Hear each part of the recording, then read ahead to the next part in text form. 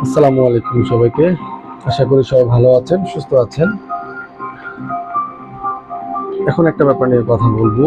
আমাদের আমরা আমাদের জীবনে চলার পথে আমরা অনেক কিছুতে আশাহত হয়ে পড়ি। আশাহত হওয়া কিন্তু অনেক বড় একটা পাপ। এটা মহান রাব্বুল আলামিনের মহানত্ব সম্পর্কে অজ্ঞতার কারণ হিসেবে দাঁড়ায়। কোনো ব্যক্তিরই আশাহত হওয়া উচিত না, নিরাশ হওয়া উচিত না। এমনকি আমাদের জীবনের সবচেয়ে খারাপ সময়েও, খারাপ পরিস্থিতিতেও ও খারাপ পরিস্থিতিতেও আমাদের হৃদয়ে অনেক আশা ভরসা বা আশার আলো রেখা থাকবে। আমাদেরকে সবসময় মহান রাব্বুল আলামিনের সীমাহীন দয়া এবং তার মহানুভবতার কথা স্মরণ করতে হবে।